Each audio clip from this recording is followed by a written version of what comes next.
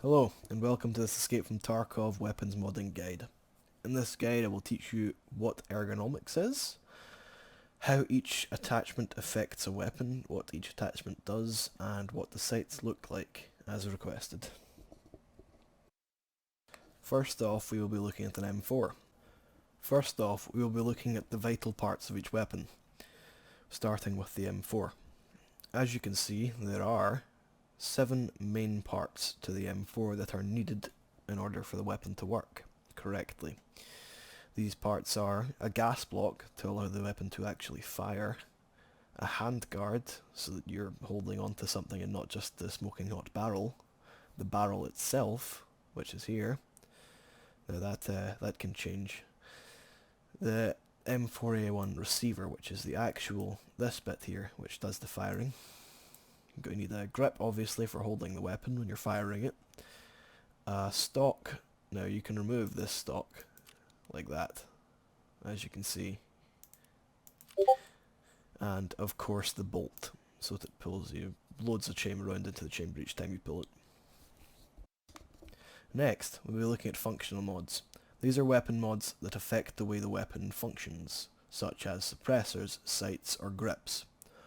Now on this M4, I obviously have a 4x sight, which is a hammer, with a delta point sub-sight on the top of it.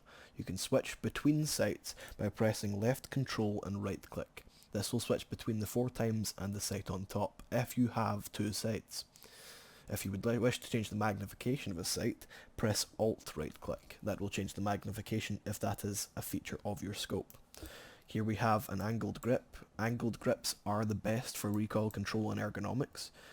This is just a fact currently. Vertical stocks and Viking grips like this do not give as much recoil control. So you're going to want to stick with vertical. Now suppressors are very useful on bigger maps, but not very on smaller, such as factory, as on factory you'll be able to hear it anyway, even if it's firing.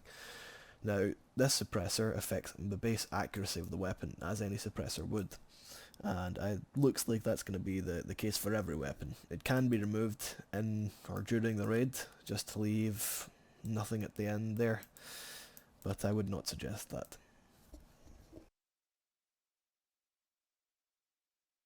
Next we will look at equipment parts.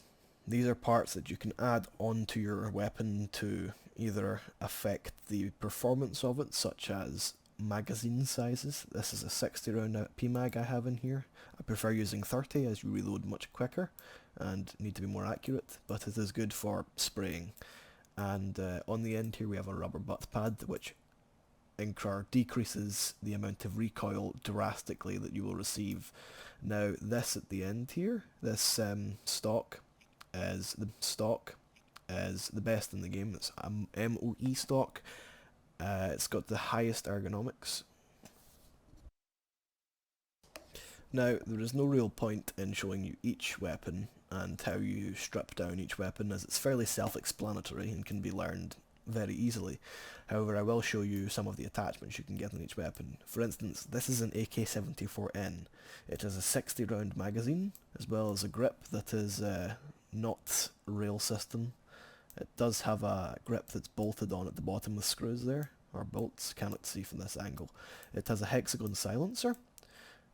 This weapon in particular fires 5.45. It's a slightly smaller in diameter round than 5.56, but it hits the same. It has a saw grip for better recoil control, as well as a Mohand or a Mostock with a ME4 adapter. That's what you need, as well as a Colt buffer tube to attach stocks like these to AKs. On top we also have a red dot sight and a B33 Zenit dust cover, which is a complete dust cover that adds in a rail system on the top.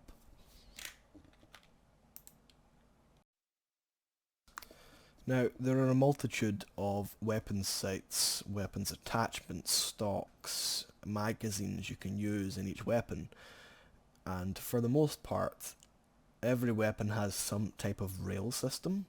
So if we take a look at the M4, obviously M4 is very modular with the RIS rail system. Now, just wait for it to load. You'll see from the photograph, or the thing here, you can see there's lots of rail systems all over it. This allows for easy attachment of tactical items such as, let's just say, a PEQ box, which is a laser sight on the side. Now you can switch it between if you would like to. I usually keep it on the right side so I can see which buttons you press on it, as you can actually check. As well as this, it's the same for any weapon really. Every weapon has some sort of rail system. For instance, you can attach pylads to this Val, or pylads to this here OPSKS, which attached there, and it will add a rail system on the top, such as the end here SOCOM, just like it has a little side sight, as you can see. Now, rail systems are very simple. It's just drag and drop, as I showed you with the PEC box. We'll do it again. We'll take off the Viking from this Sega here, and you will see what I mean. So we took it off. If you'd like to attach a stock, just make sure there's a rail system underneath there, where I'm showing it, I guess, and just drop it. That's it on. Simple as that. Now, there's many different types of sights. I don't have any sniper sights here, as I showed them earlier, as they are not really supposed to go in any of these weapons, as they're not marksman's rifles per se. But 4x usually go on medium range weapons such as AKs and M4s, but also work on SKSs. Would not work particularly well on Segas or shotguns, although you can attach them. You also have short range sights such as hollow sights like this one, red dot sights like this one, so either. MRSs, which is the classic Call of Duty red dot sight. You have AMMs, which is micro series, and the classic Russian piece of shit. Never use this. Good luck killing anything with it. Anyway, this is the smallest. This will be your go-to for most weapons, including the AK-74U, as this sight is excellent on the AK-74U. You can see the reticle there.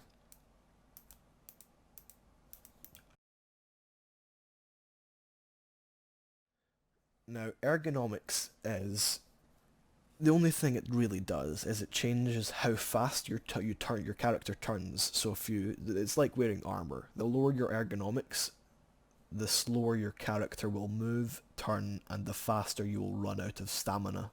The faster your character will fatigue and run out of food and drink. Now, in the beta, food and drink is not usually an issue unless you're in a raid for over 50 minutes or so. But once the main game's released, you're going to have to keep an eye on that. Now, red dot sights, like this one here, adds, as you can see, -2 ergonomics, which basically means it's going to take longer to aim down your sights as you're using an actual sight. Whereas, if you use base iron sights, you're going to aim down the sight maybe 0.7 of a second quicker, which in a firefight can be very, very useful. Difference between life and death, actually. And as so, I usually use iron sights. I never really use red dot sights. I don't particularly like them, as the glare when on bigger maps is a very big issue.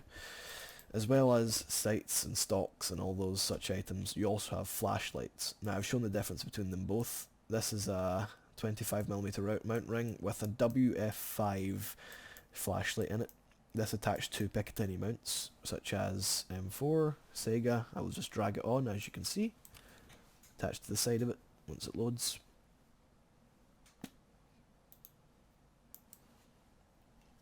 Just like that. It's on the side of this. It's up on the Cobra side, but you get the point. Same thing with the X400, which is I suppose it's a LED, much brighter light, but much more concentrated. Same thing, just goes on the side like that. You can see this one has 3 on it. I don't know why. I guess it's I'll call it Icarus. There's many other weapons. They're all basically the same. Snipers, just drag and drop sights onto. There's not many attachments for snipers, so you don't really have to worry. They come pre-packaged, so all you need to do is buy a sight and slap it on. You can either get this 8x, which is very nice. I think it's 12x actually, but it's very nice. It's my favourite scope in the game. Or you can get this 24x. Now, it's a much bigger zoom, but it's very hard to acquisition targets with it. Now, for mounting silencers, for some weapons, such as the M4, you are going to need an end mount for your barrel. Now, in the M4's case, with this suppressor, which is an NT4 FDE, which is the one that's most common you can find in green boxes, you will need, it is called a KAC QDQ compensator. This can be bought from level 3 Peacekeeper, and attached. Once that you have that attached, you can just drag and drop. It's just a little compensator, as you can see. If you drag it on to an M4, it will be added onto the end of the M4 as such, and then you can just drag on a silencer. Also works with a DT mount with the hybrid silencer. Now for AKs it's much simpler. If you're using hexagon or PGOs, you legitimately just drag and drop. Much easier, no hassle, easy. But suppressors do come with a downside, as if we just drag this back off here, we'll be able to see.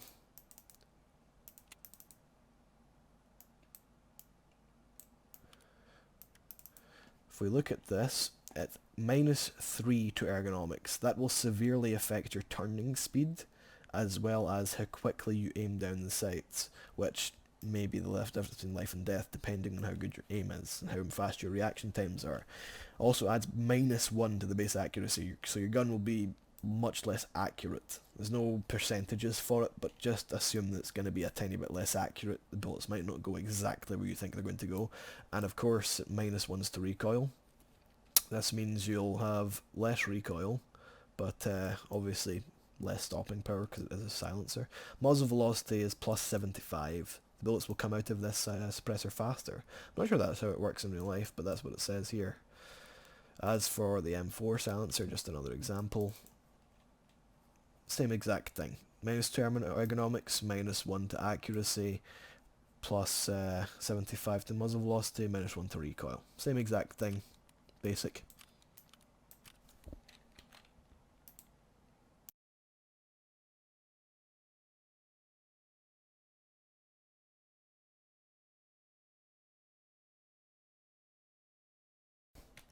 Now to end the video off, I'd like to tell you which attachments are best for weapon performance. Purely weapon performance, nothing to do with looks. Now, if you are going for an AK system, mounts that can go on an AK system you will be able to buy from skier level 2 and 3. Now, if you're looking for an AK-74U or an AK-74N attachments, muzzle brake right here, pretty good, looks very cool, I'll give it that. A B18 mount is what you put on top of an AK-74U so that you can attach a sight. It also works with the B12 mount, although the B12 mount is at the end of the barrel, so you'll be looking further away. The Pilad 043 mount you can attach, and it attaches much like the Cobra does at the back of the weapon. Same here for the AKs. The B33 dust cover can also be bought from level 3 skier, and this adds, it's a rail system basically, not much to explain there. The other rail system goes on a normal dust cover for an AK-74N, so you need a normal dust cover on your AK-74N. It's called a Tactitula mount 10,000.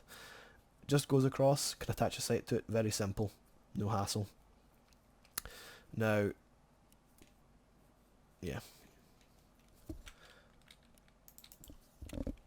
My favourite sight in the game is probably a hammer, 4 times, very useful, especially if you've got a delta point on top of it, it's this one here, so you can just switch quickly between them, very good at 4 times, 2 times, whatever.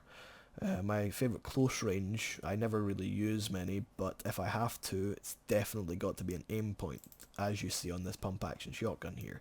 It's just, target acquisition is incredibly easy with it, even at medium ranges. Should be easy to use, although you need Peacekeeper level 3 I think to buy it, so it's not easy. But you need to attach an AMM and then a Micro Series mount onto it, so you can mount it. It's fairly self-explanatory, just make sure you know you can't mount the Micro Series directly onto a gun without the mount itself. Most stocks are best. Angled hand grips are best for reducing anything basically. Always use angled hand grips. Anyways, I'd like to thank you all for watching. I've enjoyed making this. I hope it was informative. Yeah, thank you very much. Have a nice day.